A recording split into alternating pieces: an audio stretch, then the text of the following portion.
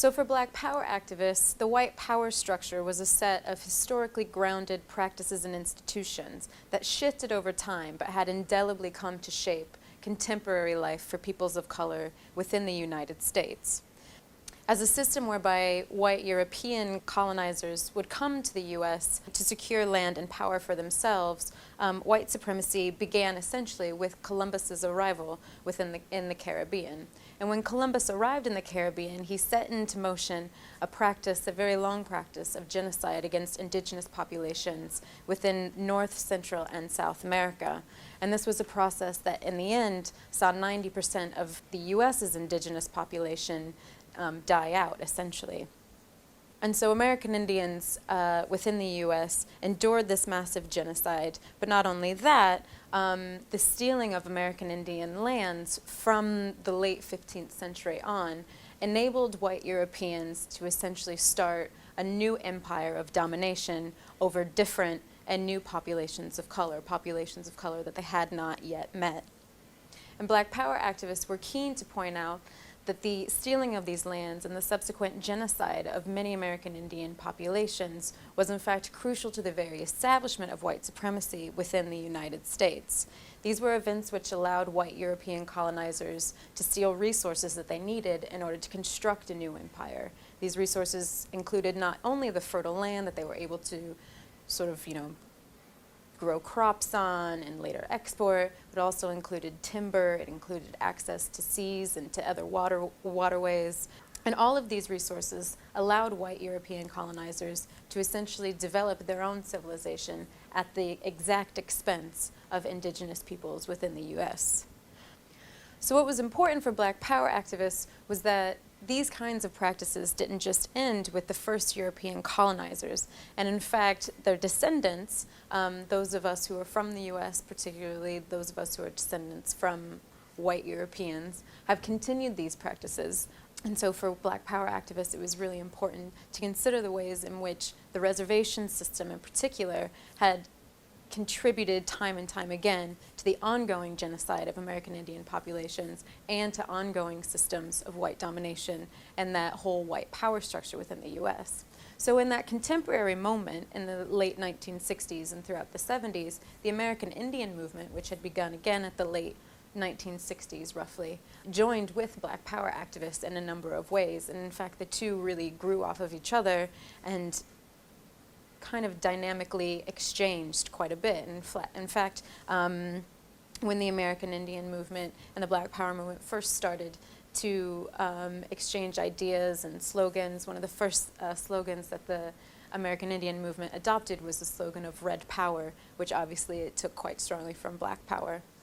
And these two movements, the Black Power movement and the American Indian movement, shared a lot of analysis in these ways. And Black Power activists strongly understood that the genocide that occurred with American Indian populations was closely and very directly related to the system, their own historical system of oppression they had most directly and indelibly seen change and shift their lives in the contemporary moment, and that was of slavery.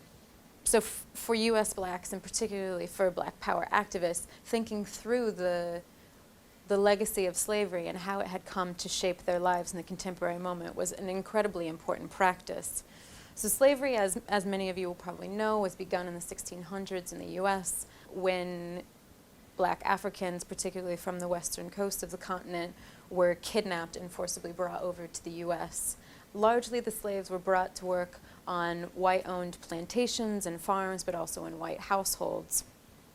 And while slavery was abolished in 1865, Black Power activists pointed to the ways in which black slavery within the U.S. had really actually developed the nation as a whole, which is to say that the U.S. could never have become the superpower that it was in the 20th century without having relied so heavily on millions and millions of black slaves from the 17th century onward. At the same time, Black Power activists also pointed to the ways in which free black labor in the South and elsewhere in the states allowed landed or propertied or elite whites, particularly in the South, to maintain positions of prominence and wealth. Several U.S. presidents, including the third president and the author of the Declaration of Independence, Thomas Jefferson, were landed propertied men who owned slaves and saw really no discrepancy between the American ideals that they always professed around freedom, equality, and justice, and the fact of their human property. So for Black Power activists, these two historical events, the genocide and forced removal of American Indians and the kidnapping and enslavement of Africans, established the system of white supremacy in the U.S. that continued well beyond the supposed ending of these events.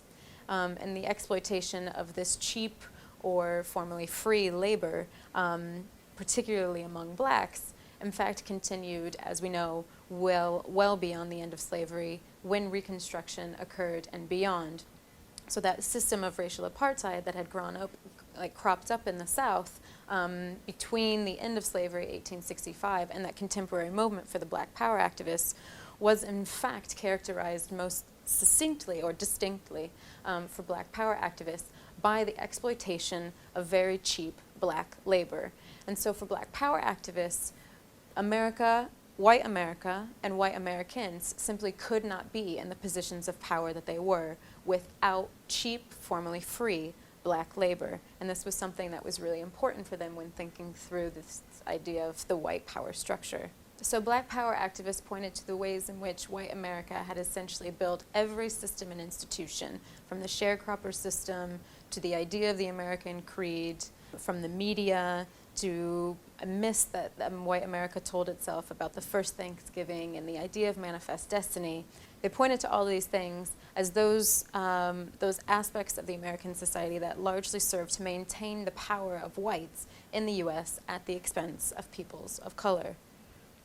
As I mentioned before, Carmichael and Hamilton in particular were quite keen to point to the ways in which these newer forms of racism were harder to essentially get at. They were harder for white people to understand. They were harder to point to because they seemed so hidden within institutions and within practices and systems that were hard to name. So while it was easy to point to an individual white person who had done something like James Aubrey Norville had when he shot James Meredith, it was much harder to relate to white America exactly why it was still a system of racism that kept Stokely Carmichael in jail for 27 plus times, and why 500 babies were dying in Birmingham and didn't need to every single year. In this way, many Black Power activists took a lot of care to distinguish between individuals and between institutions, and this was something that got quite lost on white America. So while a lot of black activists were quite careful to say that they weren't necessarily anti-white, but they were against this larger white power structure, a lot of white America heard this as Black Power is against all whites everywhere, and they want sort of to abolish whites from the face of the earth. And that sort of began the large backlash against Black Power. So it was indeed, though, because of this white power structure that black activists and Black Power activists so insisted on self-determination and self-reliance for African Americans, starting at the beginning of the 1960s. Reliance upon those white-dominated institutions that civil rights leaders had wanted to see blacks integrate into seemed simply ludicrous to so many Black Power activists. So for instance, we have Carmichael and Hamilton, again in their book Black Power, saying, quote, "For black people to adopt their, white people's, methods of relieving our oppression is ludicrous.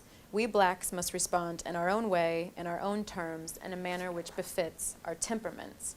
So for them, like I say, it was incomprehensible that blacks should try to integrate themselves into these existing white power structures. It is these existing white power structures, they said, that are racist and perpetuate racism and keep power in U.S. society in the hands of whites to begin with. So for them, it was a sort of question of exploding the institution and exploding this white power structure itself and starting anew. The white power structure as such could never give blacks full equality and dignity because it wasn't built to do so. So for Black Power activists, the true enemy was this white power structure, and the idea was to revise it or explode it, transform it, as opposed to try to integrate blacks into it in any way. So to wrap things up, what I've been trying to talk a little bit about today is the ways in which Black Power was, in fact, a bit of a decisive break with civil rights before.